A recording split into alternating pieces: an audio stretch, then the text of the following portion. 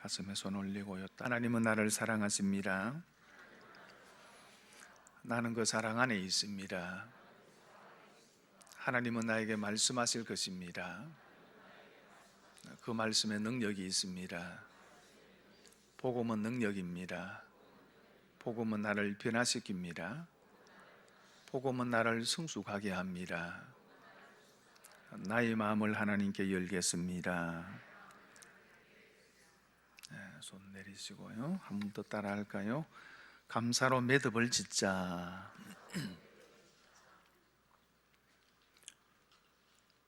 지금 천문, 하늘에 묻다라고 하는 제목의 영화가 최근에 개봉이 되어져서 많은 사람들의 관심을 받고 있지요. 세종대왕과 그 시대 최고의 과학자인 장영실, 천민 출신이지요. 이 장영실과의 관계를 다룬 영화입니다.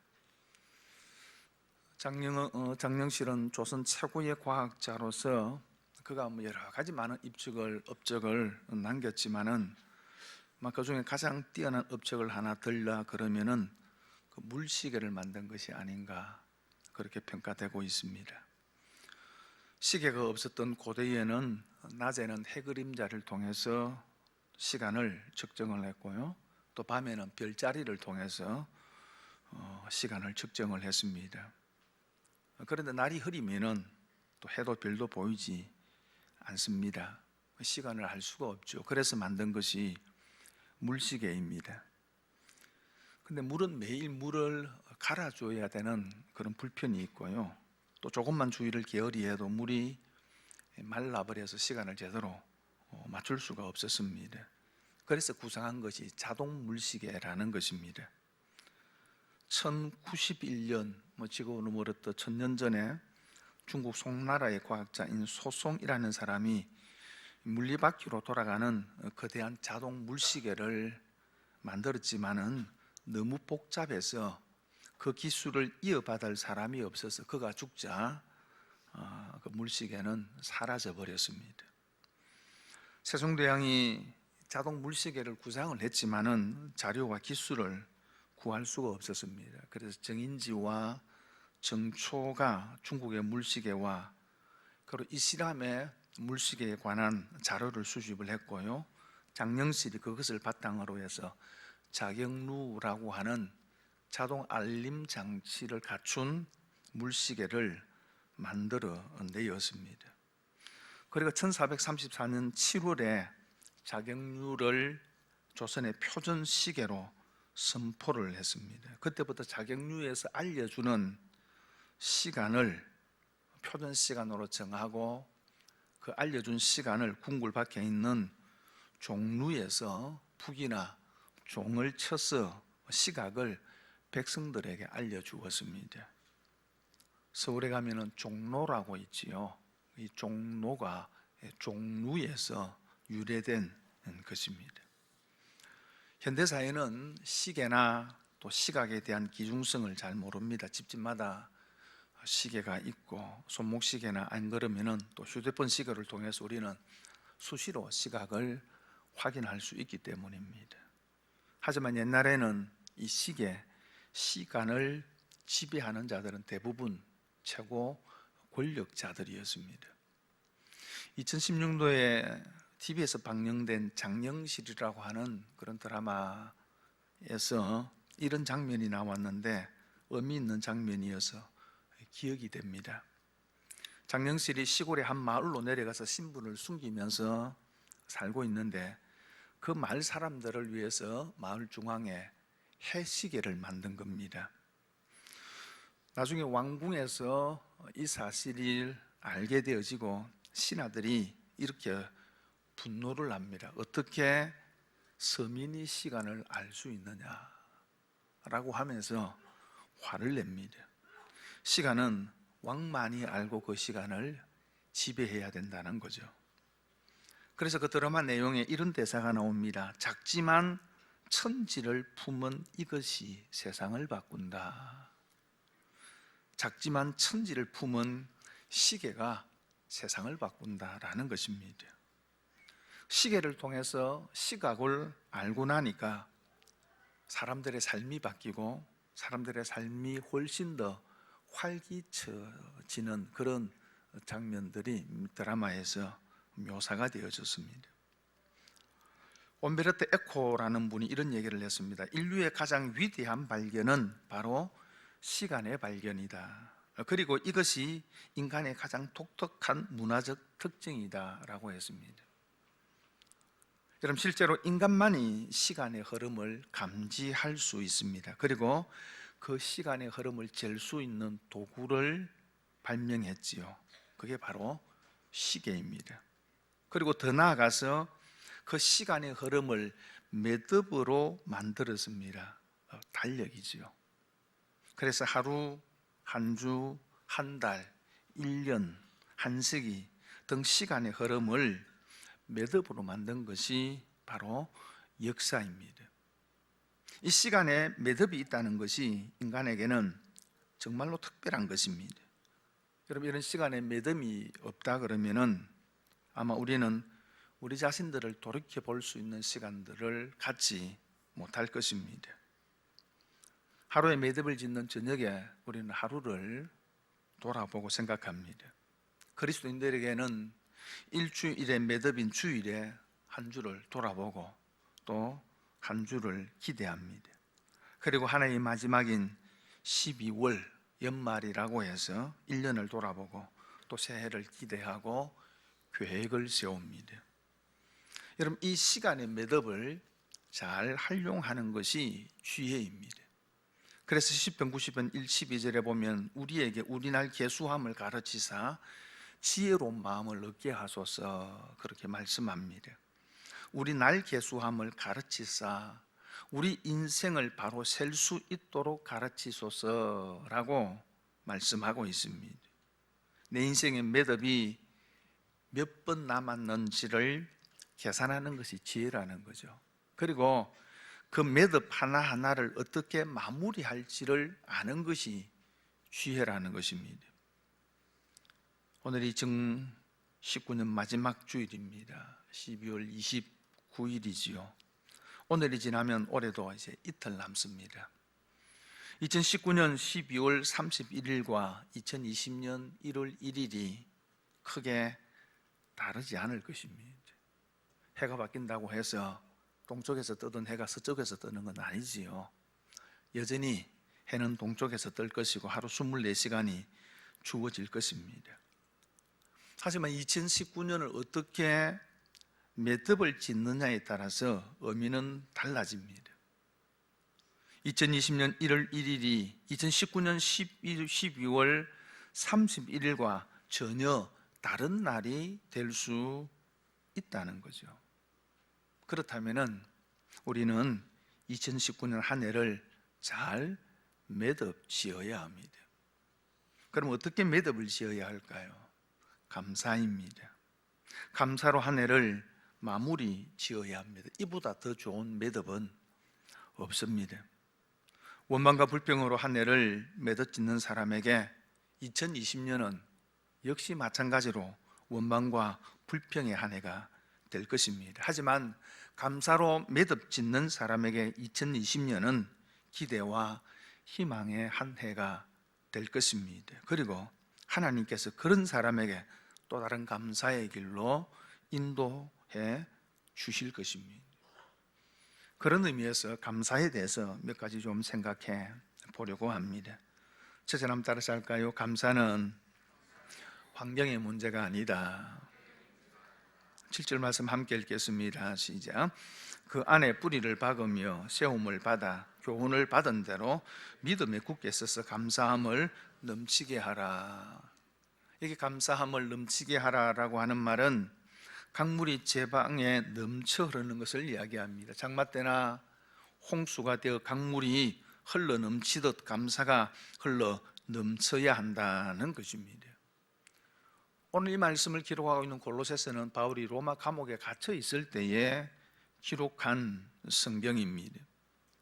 여러분, 감옥이라고 하는 환경은 결코 감사할 수 있는 환경이 아닙니다. 감사의 조건이 되는 환경이 아닙니다. 그럼에도 오늘 사도 바울은 감사가 넘치게 하라 그렇게 권면하고 있습니다. 그러면은 바울 자신은 감옥이라는 환경 속에서 감사할 수 없으니까, 감옥 밖에 있는 너희들은 자유하게 살고 있으니까 이 감사가 넘치게 해라, 지금 그렇게 말하는 것입니까? 그게 아니지요. 감옥 안에 있는 바울에게 이 감사함이 흘러 넘쳤기 때문입니다. 사도행전 16장 25절에 보면 한밤중에 바울과 실라가 기도하고 하나님을 찬송하며 제수들이 듣더라 그렇게 말씀합니다. 바울이 복음을 전하다가 빌립보 감옥에 갇히게 됩니다. 무슨 죄를 지었기 때문이 아니죠. 복음 때문입니다. 그럼에도 매를 맞고 사고에 채워져 깊은 감옥에 던져집니다. 얼마나 매를 많이 맞았든지 아마 실신을 한 것 같습니다. 그러다가 한밤중 감옥의 차가운 냉기에 의해서 잠이 깨게 된 겁니다. 여러분, 기절해 있을 때는 고통을 느끼지 못하지요. 그러다가 정신이 들고 나니 여러분, 그 고통이 얼마나 심했겠습니까? 그럼에도 깨어나자마자 기도하고 찬송했습니다. 찬송은 감사의 또 다른 표현이지요. 여러분, 빌립보서 역시 바울이 로마 감옥에서 있을 때 기록된 성경입니다. 그 빌립보에서 바울은 이렇게 이야기합니다. 나는 기뻐하고 너희 무리와 함께 기뻐하리니 이와 같이 너희도 기뻐하고 나와 함께 기뻐하라 그렇게 권면하고 있습니다. 빌립보 성도들에게는 이 말씀이 피부적으로 닿을 것이었습니다. 왜요? 그들은 바울이 빌립보 감옥에서 어떻게 기뻐했는지를 잘 알고 있었기 때문입니다. 그 바울이 로마 감옥에 갇혀 있는 그 상황에서 그들에게 또다시 이야기합니다. 나와 함께 기뻐해라. 내가 이렇게 기뻐하고 있으니까 너희도 기뻐하라 그렇게 권면했습니다. 바울은 감옥이라는 환경에서도 기뻐하고 하나님을 찬송하고 감사했습니다. 우리가 잘 알고 있는 얘기지만은 사랑의 원자탄으로 알려진 손양훈 목사님, 1948년 10월 19일 여수 순천 반란 사건이 일어났을 때에 춘천 사범학교 졸업을 앞두고 있는 두 아들 동인과 동신이 공산당에 체포가 되어 마지막까지 복음을 전하다가 결국은 순교당하게 되어지지요. 이 소식을 들었던 목사님은 자신의 두 아들을 죽인 공산당원을 찾아 용서하기로 결심을 합니다. 그리고 두 아들의 장례식장에 모인 많은 조객들에게 이런 얘기를 합니다. 제가 이 시간에 무슨 답사를 하고 무슨 인사를 하겠습니까마는 하나님 앞에 감사하는 마음이 있어서 몇 말씀 드리겠습니다 하고 9가지 감사 내용을 말했습니다. 첫째는 나갔던 죄인이 혈통해서 순교의 자식을 낳게 하시니 감사합니다. 둘째는 허다한 많은 성도 중에서 이런 보배를 나에게 주셨으니 감사합니다. 셋째는 삼남 삼녀 중에서도 가장 귀여운 맏아들과 둘째 아들을 바치게 하시니 감사합니다. 넷째는 한 아들의 순교도 귀하다 하거는 하물며 두 아들이 함께 순교했으니 더욱 감사합니다. 다섯째, 예수 믿고서 와석 종신 명도로 살다가 평안히 누워서 죽음, 그것이 복이라 했는데 전도하다 총살 순교했으니 더욱 감사합니다. 여섯째, 미국 가려고 준비하던 아들이 미국보다 더 좋은 천국 갔으니 내 마음이 안심되어 더욱 감사합니다. 일곱째, 내 아들을 죽인 원수를 회개시켜 아들을 삼고자 하는 사랑의 마음을 주신 하나님께 감사합니다. 여덟째, 내 두 아들의 순교 열매로서 무수한 천국의 열매가 생길 것을 믿으면서 감사합니다. 아홉째, 역경 속에서도 하나님의 사랑을 깨닫게 하시고 이길 수 있는 믿음을 주신 하나님께 감사합니다. 여러분, 두 아들이 죽었습니다. 다르게 죽은 것이 아니라 죽임을 당했습니다. 결코 감사할 수 없는 환경이지요. 그럼에도 감사했습니다. 왜요? 감사는 환경의 문제가 아니기 때문입니다. 많은 사람들은 감사의 이유를 환경에서 찾습니다. 그러면 평생 감사할 수 없습니다. 원망과 불평으로 세월을 보낼 수밖에 없습니다. 왜요? 우리 인생에는 시련과 아픔이 사실은 끊이지 않기 때문입니다. 시편에 나타난 수많은 감사와 찬양의 시는 대부분 감사할 수 없는 환경, 실패와 절망, 고통과 아픔 속에서 불리워진 찬양이고 하나님께 올려진 감사입니다. 그러므로 속지 마시기를 바랍니다. 감사는 환경의 문제가 아닙니다. 그리고 또 한 가지는 따라서 할까요? 감사는 성숙한 신앙의 표현이다. 오늘 본문의 말씀에 보면은 우리의 믿음의 세 단계를 말씀을 하고 있습니다. 그 첫 번째 단계는 그리스도를 주로 받는 단계입니다. 그래서 6절에 그러므로 너희가 그리스도 예수를 주로 받았으니 그렇게 말씀을 합니다. 여기 받다라고 하는 말은 마음에 받아들이다라는 말입니다. 사실 골로새 성도들은 바울을 통해서 복음을 들은 사람들이 아닙니다. 바울이 에베소스에서 두란노에서 2년 동안 말씀을 전할 때 골로새 사람인 에바프라라고 하는 사람이 복음을 듣고 자신의 고향으로 돌아가서 그 골로새에 있는 사람들에게 복음을 전했던 겁니다. 여러분, 골로새 성도들은 그 에바브라가 전한 복음을 듣고 예수 그리스도를 주로 받아들입니다. 내 인생의 구주로 온 세상의 주가 되신다는 것을 마음으로 받아들입니다. 이것이 믿음의 첫 단계입니다. 그리고 두 번째 단계는 행하는 단계이지요. 그래서 그 안에서 행하되 그렇게 말씀을 합니다. 예수 그리스도를 주로 받았다면, 믿었다면 그 다음 단계로 나아가야 되는 거죠. 그 안에서 행하는 것입니다. 이런 예수 그리스도와 하나가 되어져서 예수를 닮아가는 자로서 그 예수 그리스도께서 바라고 원하는 삶을 살아가는 사람이 된다는 것입니다. 그래서 예수 안에서 생각하고 예수 안에서 말하고 예수 안에서 행동해야 됩니다. 물론 이 행한다고 하는 말은 하루아침에 이루어지는 것이 결코 아닙니다. 점진적으로 이루어지는 과정이지. 어린 아기가 태어나면은 성장하고 자라게 되는데 자라면서 그 나이에 맞는 행동을 하게 되어지죠. 아이 때는 아이의 행동을 하고 어른이 되고 나면은 어른스러운 행동을 하게 되어집니다. 신앙의 성숙도 마찬가지입니다. 어릴 때는 어릴 때 하는 행동이 있고 어른이 되어서는 어른이 하는 행동이 있는 것입니다. 신앙의 성숙의 정도에 따라서 행함이 있는 것입니다. 말씀을 실천하는 것입니다. 그것을 통해서 더욱 더 자라고 성숙한 겁니다. 여러분, 그리고 세 번째 단계가 감사하는 단계입니다. 그래서 7절에 한 번 더 볼까요? 그 안에 뿌리를 박으며 세움을 받아 교훈을 받은 대로 믿음에 굳게 서서 감사함을 넘치게 하라, 그렇게 말씀을 합니다. 그리스도 안에 믿음의 뿌리를 내리고 세워지고 교훈을 받은 대로 믿음에 굳게 서서, 무슨 말입니까? 신앙의 성숙을 이야기합니다. 이런 성숙의 단계에서 하는 것이 있습니다. 그것이 감사라는 것입니다. 데살로니가 전서에 보면은 범사에 감사하라, 그렇게 말씀을 하고 있지요. 범사가 무엇입니까? 모든 일이지요. 좋을 때나 슬플 때를 다 포함합니다. 성공했을 때나 실패했을 때를 모두 포함하는 말이지요. 평탄할 때나 시련을 만났을 때를 다 포함하는 모든 일입니다. 이 모든 일 속에 감사하라, 그것이 하나님의 뜻이다, 하나님이 원하시는 것이다, 그렇게 말씀하고 있습니다. 여러분, 그런데 범사에 감사하는 것이 결코 쉬운 일이 아니지요. 아무나 할 수 있는 일이 아니지 않습니까?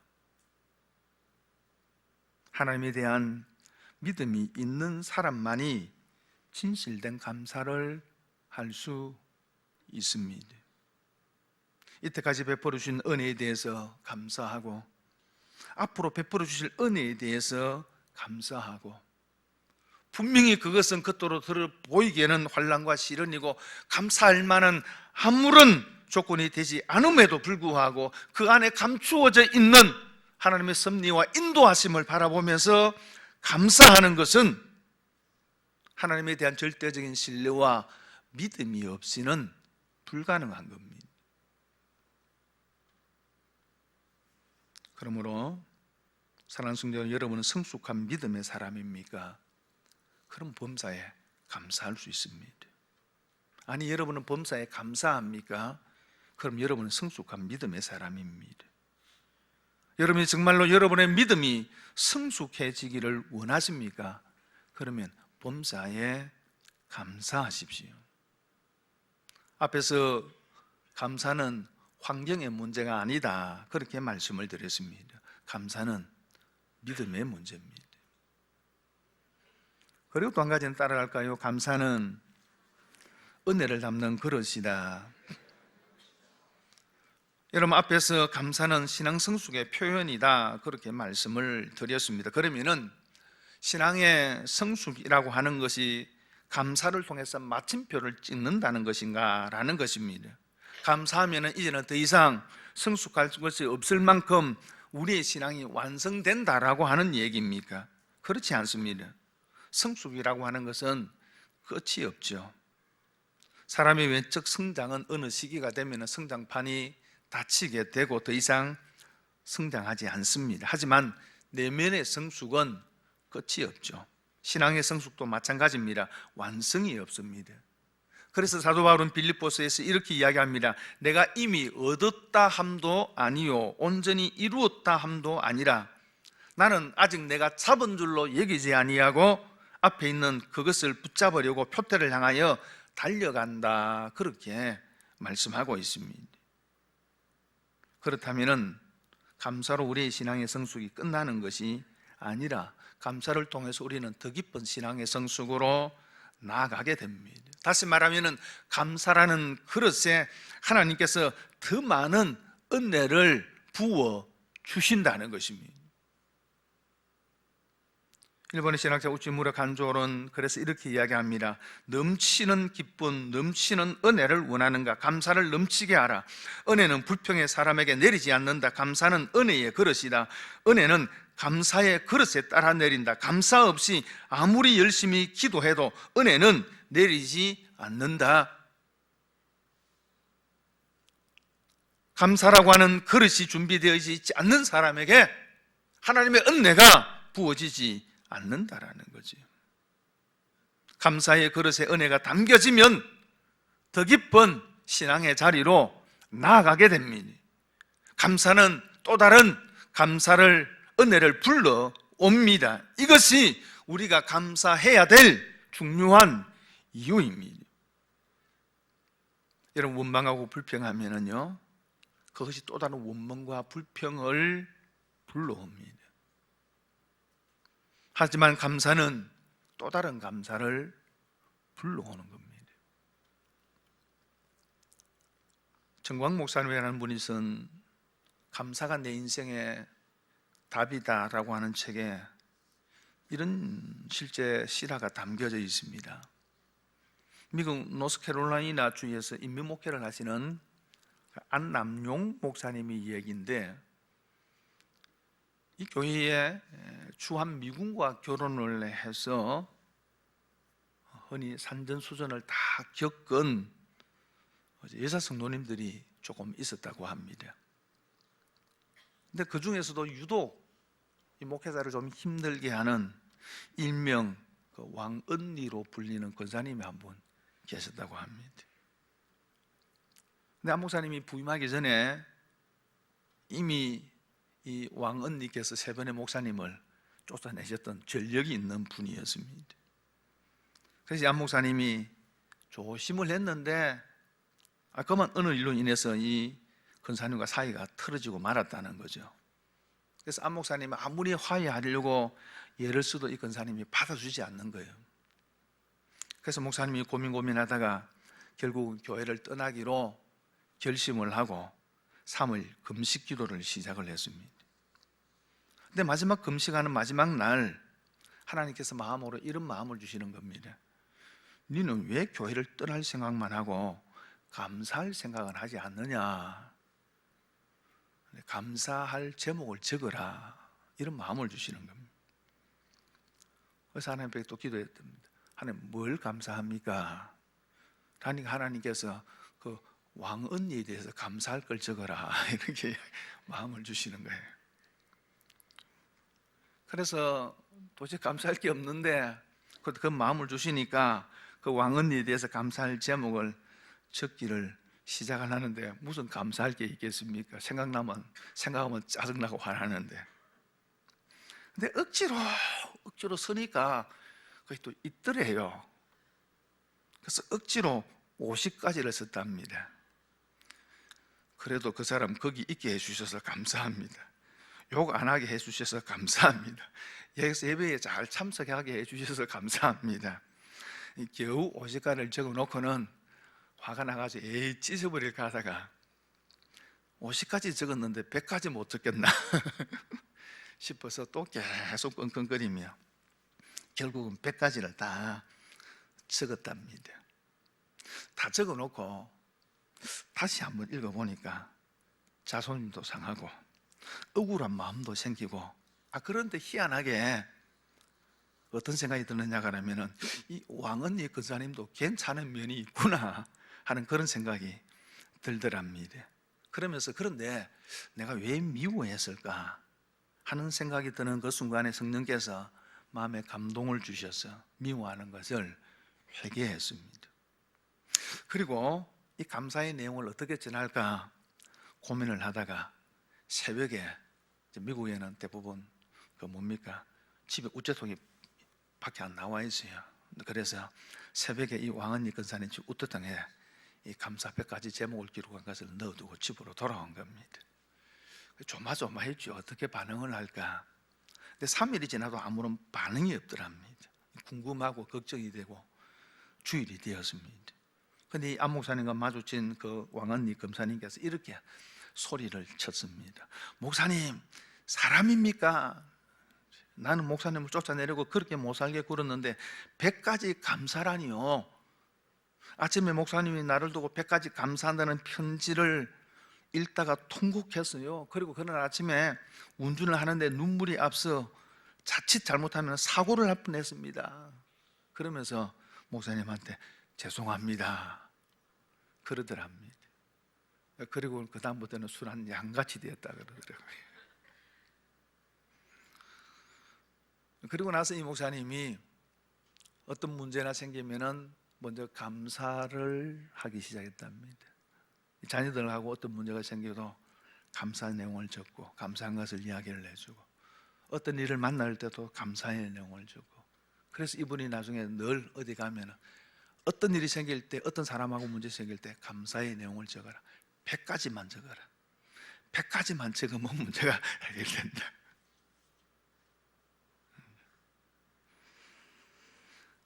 여러분, 감사는 환경의 문제가 아닙니다. 믿음의 문제입니다. 믿음의 성숙은 감사로 나타납니다. 그리고 그 감사는 하나님의 은혜를 담는 그릇이 되고 또 다른 감사를 불러옵니다.